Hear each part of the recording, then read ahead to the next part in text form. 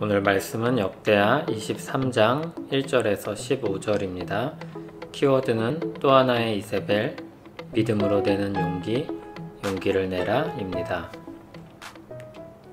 제7년에 여호야다가 용기를 내어 백부장 곧 여로함의 아들 아사랴와 여호하난의 아들 이스마엘과 오벳의 아들 아사랴와 아다야의 아들 마아세야와 시그리의 아들 엘리사밧 등과 더불어 언약을 세우매 그들이 유다를 두루다니며 유다 모든 고을에서 레위 사람들과 이스라엘 족장들을 모아 예루살렘에 이른지라.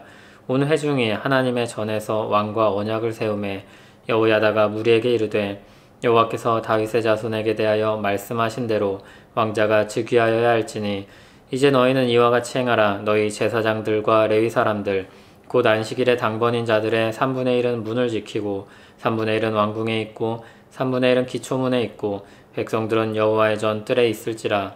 제사장들과 수종드는 레위 사람들은 거룩한즉 여호와의 전에 들어오려니와 그 외의 다른 사람들은 들어오지 못할 것이니 모든 백성은 여호와께 지켜야 할 바를 지킬지며 레위 사람들은 각각 손에 무기를 잡고 왕을 호위하며 다른 사람이 성전에 들어오거든 죽이고 왕이 출입할 때에 경호할지니라 하니 레위 사람들과 모든 유다 사람들이 제사장 여호야다가 명령한 모든 것을 준행하여 각기 수하의 안식일의 당번인 자와 안식일의 비번인 자들을 거느리고 있었으니 이는 제사장 여호야다가 비번인 자들을 보내지 아니함이더라.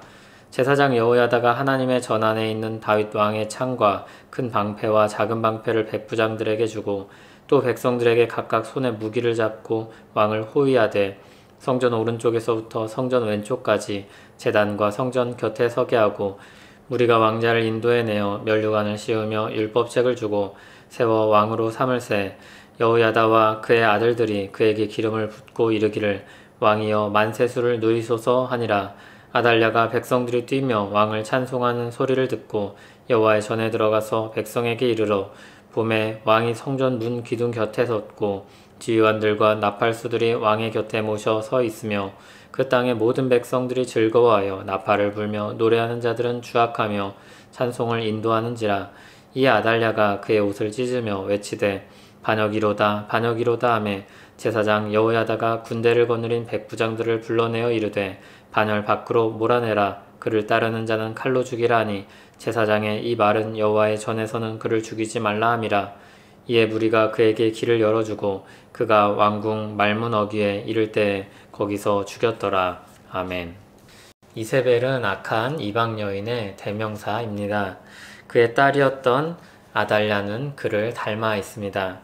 그는 또 하나의 이세벨이었습니다. 그는 유다 왕조를 끊으려고 했고 그 나라를 하나님에게서 떠나게 하려고 했습니다. 그러나 하나님이 세우신 사람들로 말미암아 그는 결국 실패하게 됩니다. 아달랴가 스스로 왕이 된 지 7년이 되었습니다. 참고로 역대기는 아달랴의 왕권을 이전 왕들과 같은 방식으로 기록하지 않습니다. 왕위에 오른 나이, 통치 기간 이런 언급들을 하지 않습니다. 정통성이 없기 때문입니다. 그를 유다의 왕으로 인정하지 않는 것입니다. 아달랴가 왕이 된 지 7년이 되었습니다. 제사장 여호야다가 용기를 내어 반군을 주도합니다. 용기가 필요했을 것입니다.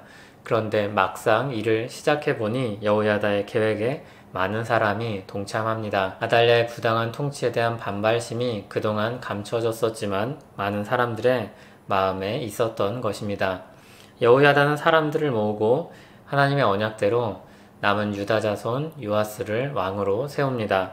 철저하게 이 의식을 준비하는데 레위 사람들에게 무기를 들려 각 곳에 배치합니다. 이들의 본래 임무는 제사를 위해 성전에서 하나님 앞에서 섬기는 일이었습니다. 그러나 이때만큼은 하나님의 군대처럼 손에 무기를 잡고 하나님의 역사를 지킵니다.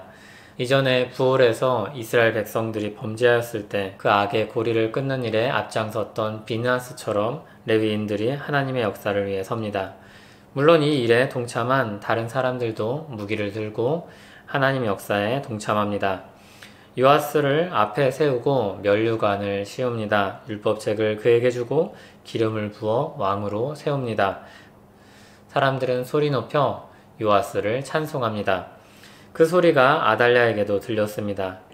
그는 그 자리로 달려가서 옷을 찢으며 외쳤습니다. 반역이로다, 반역이로다. 그러나 그야말로 하나님께 반역한 사람이었습니다. 그는 이세벨처럼 죽기까지 저항하고 하나님께 맞섭니다. 그러나 그도 결국 비참하게 죽음을 맞이하게 되었습니다. 신앙생활을 하다 보면 크고 작은 단호한 결단을 해야 할 때가 있습니다. 상당한 저항이 예상될 때에도 해야 할 일이 있습니다. 모세가 태어날 때는 자신의 왕권을 강화하려는 바로가 이스라엘에서 태어난 남자아이들을 죽였습니다.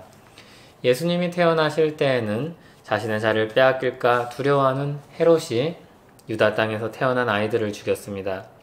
하나님의 역사를 가로막으려는 시도는 역사 속에 여러 차례 나타났습니다. 그렇지만 우리가 아는 것처럼 지금 교회의 역사가 아직도 이어져 가고 있습니다.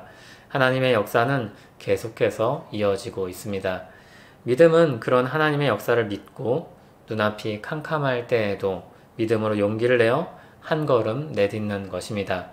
사도들이 복음을 전할 때 비방하고 핍박하는 사람들 앞에서 적지 않은 용기가 필요했을 것입니다. 그들은 죽음조차 막을 수 없는 생명을 주신 예수 그리스도를 믿고 용기를 내었습니다. 어떤 사람은 많은 핍박을 당했고 어떤 사람은 죽기도 했습니다. 그렇게 고난의 역사가 교회의 역사를 만들었습니다. 하나님의 역사를 있게 만들었습니다. 불신의 시대를 사는 그리스도인의 용기라는 책에서 이 시대에 필요한 용기가 무엇인가에 대해 이렇게 씁니다. 용기를 내어 이 시대 속에서 거룩하게 사는 것, 선하게 사는 것, 그리고 진리를 말하는 것입니다. 이것은 베드로전서의 말씀에서 가져와 정리한 것입니다.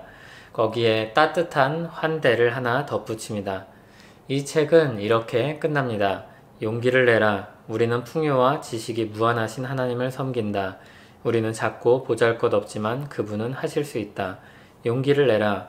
우리는 우리를 위해 싸우셨고 지금도 싸우고 계시며 우리를 위해 다시 오실 하나님을 위해 살고 있다. 역사의 승패는 이미 결정나 있다. 용기를 내라. 그리스도의 빛으로 어둠을 밀어내는 이야기에 초청받았다. 용기를 내라. 그리스도는 부활하셨고 우리는 그분의 은혜를 힘입고 서서 영원을 바라볼 수 있다. 이 시대를 사는 그리스도인으로서 우리는 단호한 결단을 해야 할 일과 용기를 내어 해야 할 일이 무엇인지 분별하고 말씀을 통해 끊임없이 확인해야 합니다. 그리고 믿고 아는 바를 따라서 참된 헌신을 주께 드리는 우리 되길 소원합니다. 하나님 아버지, 예수 그리스도 안에서 합당하고 시의 적절한 용기를 주시길 원합니다. 분별이 필요하고 지혜가 필요합니다. 결단해야 할 용기와 실제로 살아내야 될 삶이 필요합니다. 우리는 빈손이오니 우리를 채워주시옵소서. 예수님 이름으로 기도합니다. 아멘.